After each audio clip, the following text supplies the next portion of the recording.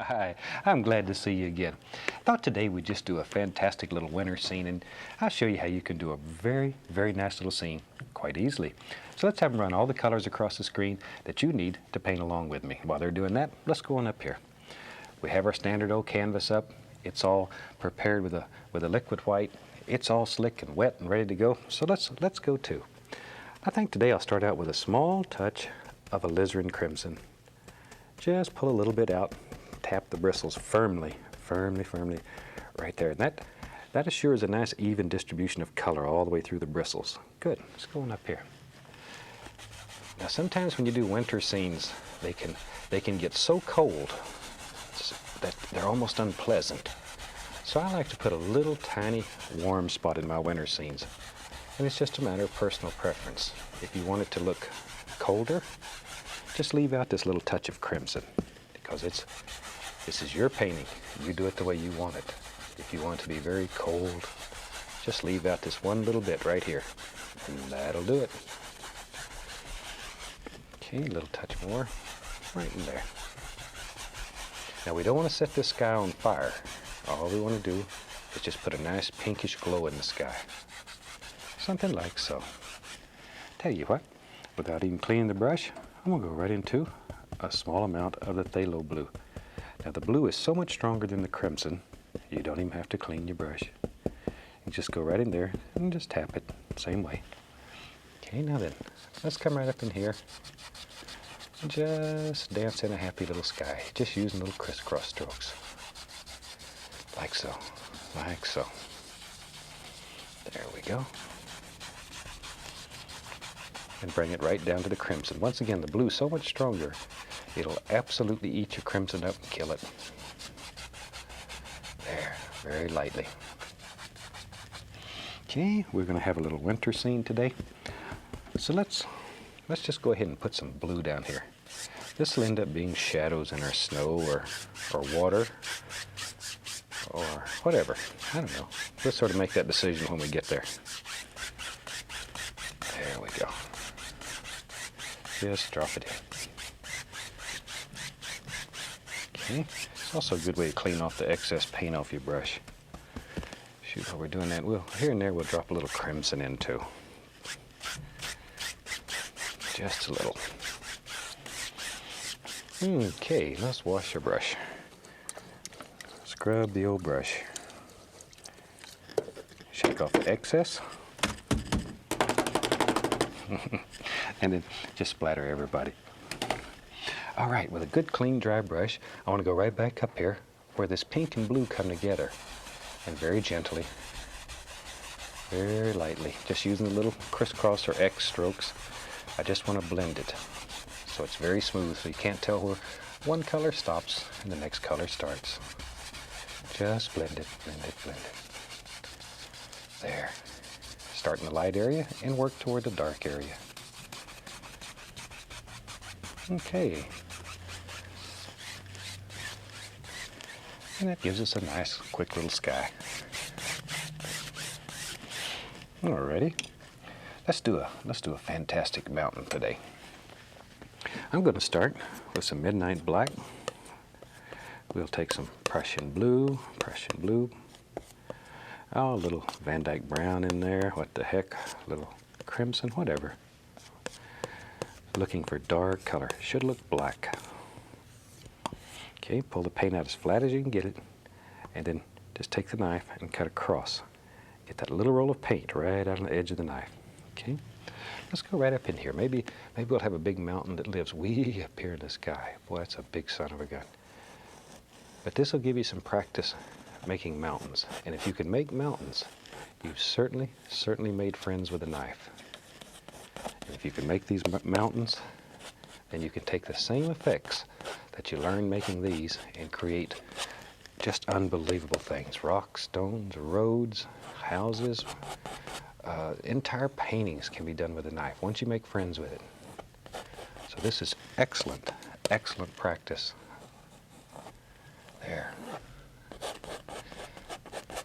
And I lived in Alaska for a dozen years or so, and I'm sort of crazy about mountains. They're a lot of fun to paint.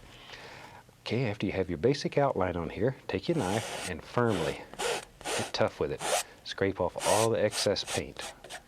You can't get it all off. The value is in the fabric. Scrape off all that you can get off, though. And the more of that paint you get off, the easier the next step is.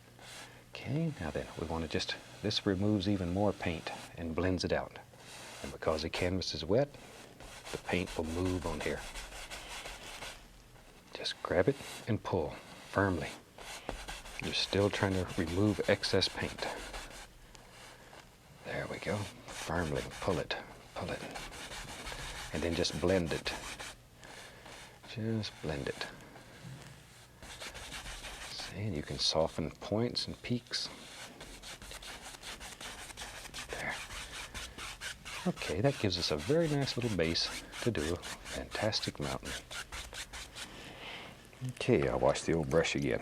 Shoot, that's the most fun of this whole technique. It's just washing the brush. You can take out all your hostilities and frustrations and anger, and you can get all those bad feelings out just beating the brush. Okay, I'm going to just take titanium white, and once again, pull it out as flat as you can get it, just to really get tough. Then go down here, cut across, and our little roll of paint.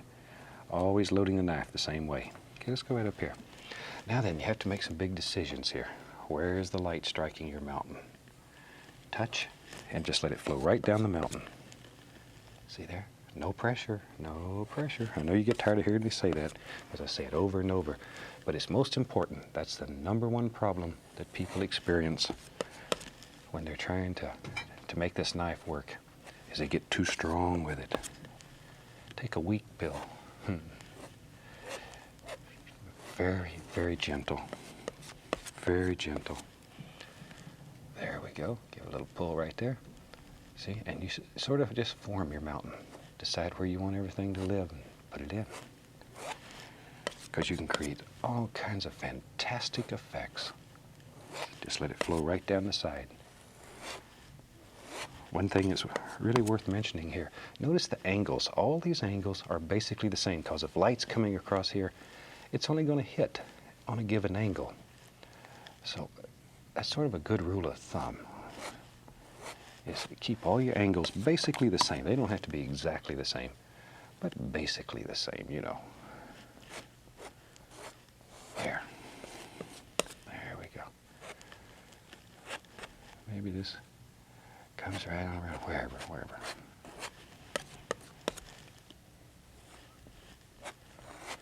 There we go. Very little pressure though. That little roll of paint is actually all that's touching the canvas. The knife blade probably is not even touching it, except when you run out of paint. Maybe this one here comes right down like that, wherever you want it. This is just straight titanium white. Now you could add a little color to it if you wanted to. It's up to you. Okay, now I'm going to take white. Let's use a little Prussian blue in it. White, little Prussian blue. Little Prussian blue. It's a very strong color. Extremely, extremely strong color. Be careful with it. Okay, now once again, cut off our little roll of paint, just like so. Now we can go back up in here and begin making big decisions. Is this peak behind that one? If it is, do this one first. Touch it, just give it a little pull. Okay, next one, let it just gently flow. No pressure, no pressure. Right over it. And see, that easy. It pushes that one back. Pushes that one back. Tremendous power you have. No pressure. We'll just bring these together right here. Just sort of let them flow together. Okay. Right in here we'll have some shadow. Basically, for every highlight, you need a shadow. There we go. Just drop them in. Drop them in. Okay, maybe right in here there's another one, wherever. And you can just sort of work back and forth with your color here. Now you can firm up those edges. Maybe this one comes out here. Sort of comes around. There it is. You can do unbelievable things. Now behind this one, once again, we need a little shadow. Little shadow. And he lives right out here. Maybe this shadow comes, there it is, there it comes. But it's unreal. I've painted a million mountains, and every time I paint another one, I get excited about it because it's just unbelievable. Watch right here. Maybe, there it is. Maybe there's a peak that lives in there. Just put him in. See, he doesn't look like too much right now. But watch what happens when you give him his own private little shadow. See, once you give him a shadow, then he becomes an individual. Just pops right out there. Let's bring him right on around. Like so. Isn't that fantastic what you can do? And you can. You can. Maybe, watch here. See, we'll just play some games today with mountain peaks. Anywhere you want to show a little peak, just put in a little highlight, then come back and drop in a little shadow.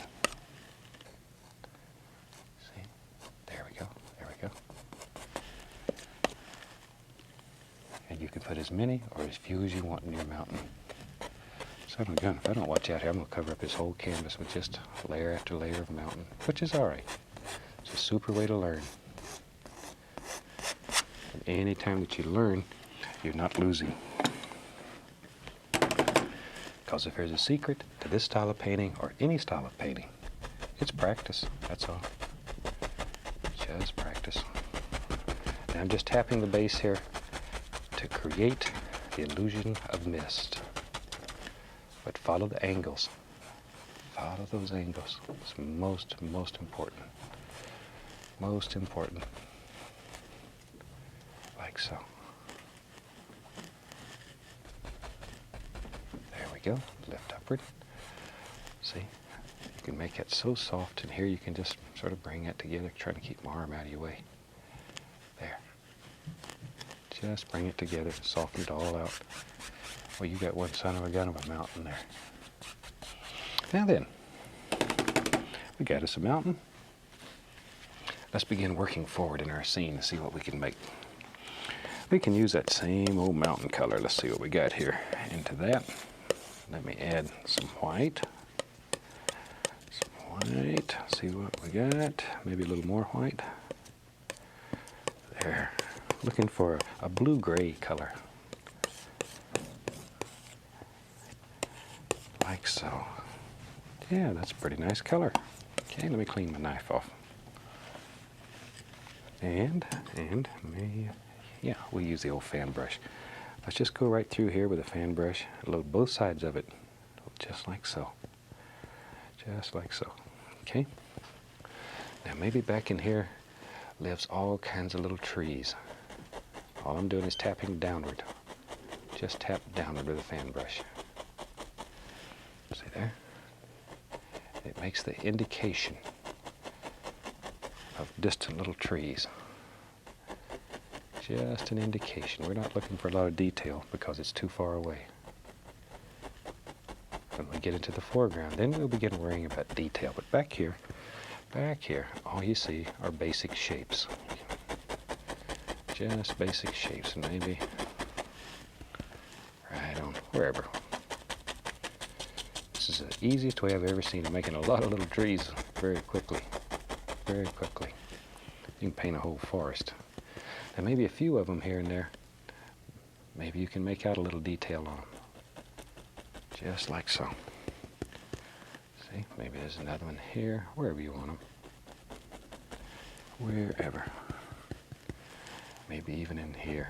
There's another one. See, just drop him in. Maybe this one here. See, you can make these son of a guns just grow right before your eyes. There. And we just drop in a little color down here at the base. Same color. Same color. Take our 2-inch brush. Maybe we'll have some water. So all we do is pull straight down. Just grab that color, pull it straight down, and it creates an instant reflection. Instant reflections. Okay, go across. Now then, take another fan brush, and with just a little bit of white on it, I'm just going to touch here and pull up. It makes sort of an indication like his little trunks way back hidden there. Touch it, just pull it straight up. See? Just touch it and pull it up. So if you get a little too much, just keep working it, and the color will eat up that white, and it'll go away. Just go right away. Maybe right there. There we go. Wash off the old brush. And grab the knife, touch a little bit of the liquid white, pull it out very flat, just as flat as you can get it, and sort of cut across. Let's go up in here and just begin cutting in a little water line. There. There you go. See there? All kinds of little things happening there.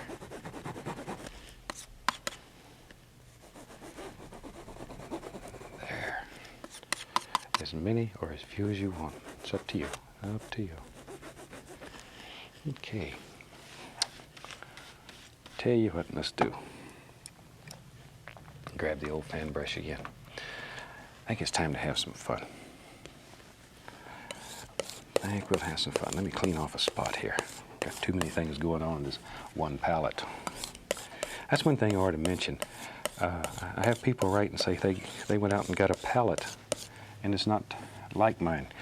It's real clear. My palette normally is crystal clear, but for television, they make me take sandpaper and sand it so it's not shiny. If it was shiny, all the lights would reflect off of it, and you would get big flares on your television. But it's just like your palette. Even the furrows on the brush are taped so they don't shine. I'm just mixing up all the dark colors here. Okay. Tell you what, let's use the old 1-inch brush today. Could do it with a fan brush or the 2-inch brush. Let's do the 1-inch. I'll make some happy little evergreen trees. Pull the brush through the paint and wiggle it as you pull it. Wiggle, wiggle, wiggle. And then sharpen it. And that'll bring that brush to a super sharp chisel edge. Look at there. Sharp. And it takes a lot of paint. If you don't have a lot of paint on the bristles, they're not going to stick together. That's the only thing that holds these bristles together is a lot of paint. And maybe right there. See how sharp it is, though? You could literally make a line with it. Let's take the corner of the brush, and let's just make us a happy little evergreen tree that lives right there. Tap downward using the corner of the brush. As you work down the tree, you use more and more pressure, so you're using a larger portion of the brush. But you start with one corner, and you use that same corner all the way through the tree. Just sort of work back and forth, back and forth. Okay, tell you what, maybe, yep, you're right. You knew there was a tree there. There he is. And just let him grow right out of the brush. They live in there. You have to sort of scare them out sometime. But they're there. Tell you, maybe, let's have a whole forest today. Give you a lot of good practice making some nice trees. There. See, there's another one. Maybe he comes right on down wherever you want him. See, just make him rascals grow. There, a little more paint. And normally I reload the brush after each and every tree. Okay, let's go over here on the other side. Maybe, shoot, let's get crazy. Yep, maybe there's a big tree. Maybe he lives right there. He goes clean off the canvas. Boy, that is a big son of a gun. He probably picks on these little ones here. Right over your mountain. Oh, that hurts. After you spend so much time making a beautiful mountain and put a tree over it. It's no fun. Okay, there. Down, down, down. Still tapping. There. Oh, I said big tree. I wasn't kidding, was it? Now we'll come back and we'll put some highlights on these trees. All we're doing here is just painting the back of the tree. I tell you what, maybe there's 2 big trees. And in your painting, you put as many or as few trees as you want, because we each see nature through different eyes. So paint it the way you see it. Paint it the way that makes you happy. Because painting should make you happy. It should set you free. It has no boundaries. You can go anywhere you want to go in a painting. You can do anything that you want to do. You can make any kind of world that you want. You can create your vision. And that's the joy of painting, is the fact that you can create. It gives you freedom. It gives you freedom. And we're all looking for a touch of that. There. Okay. Well, I'm turning this whole painting into a forest. That's all right, though. At least we're getting some good practice making trees. There's another one. He lives right there. See, after you finish this painting, you won't ever again have problems making evergreen trees. There we go. Now, normally when I'm doing winter scenes, I don't use any green in my evergreen trees. Mainly because if you're having snow below those trees, if you ever pull a little bit of the green into your snow, it doesn't look right. Green snow is that's worse than yellow snow. So I normally just use these dark colors with a blue base, and then you can intentionally, I'll show you, we'll put some snow in this, shoot, why not, why not? Why not? Let me grab the old fan brush here, let's do one with a fan brush so you can see how. Maybe there's one that lives right here, right here. We'll show his whole trunk just by tapping all the way down. There's this little arm. Maybe this tree, maybe he's not doing too good. Maybe he's a little sick. A little sick. See, he just has some little limbs living here and there, but you can see a lot of his trunk. Poor tree. There. Something like so. Now then, tell you what, let's just go right in titanium white. Let's do some snow. We don't need all that water. I'll use the big brush here. Let's go right up here. Decide where you want your snow to start. Grab it and just pull. Be brave. Grab some of that dark color and pull it. Now you have to begin forming the land here. See, I want to grab that dark. It makes nice shadows underneath the trees. Look at there. And then just place some of this white right over the top of it. But see how easy it is to make all kinds of fantastic little snowy areas. And smooth. It's very smooth. This is virgin snow here. Nobody's walked in it yet. It's nice and smooth. See there? Isn't that a super nice way to make a little snowy area? Maybe somebody wants to walk down here. So let's make them a little path. I'm going to take white, a little touch of phthalo blue.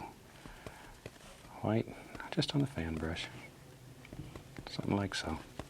Okay, now decide where do you want to walk here. Maybe there's a little path. Comes right down. Just sort of back and forth here. And let it get bigger and bigger as it gets towards you. As it comes towards you, let it get larger. Where does this go? Maybe right on over here. There. And you can make it as distinct or as soft as you want. It's your path. You do with it as you please. Take a little white here. Watch it. Maybe I want to bring out a little projection right there. Bring it right into the path. Like so. Okay, tell you what, I'm going to get a 1-inch brush here. I'm going to dip it right into a little touch of the liquid white, and go right into titanium white. Pull it in one direction. Load a lot of paint into it. Let's go right up here. Maybe there's some little snow-covered bushes that live right up against these trees. Just touch it, give the brush a little upward push. But you need it against that dark so it shows up. If you put it against just white snow, you're not going to get anything. Okay, maybe there's another one right there. Little frosty bushes. See how easy those are to make? And they're beautiful little sunburns. Should look like lace. Look just like lace. We don't want this side to be left out. Let's put one or two over here. There's one, lives right out there. You know, this is the last show of the 12th series. It's always sort of sad to come to the last show. I'm going to miss you for a few days. But we have another series already under production. We've already started on another one. So if you'll have us back, I'll be back. As I mentioned earlier, there's now over 150 Joy Painting shows. And if you hadn't got to see them all, give your local station a call. Tell them you'd like to see them.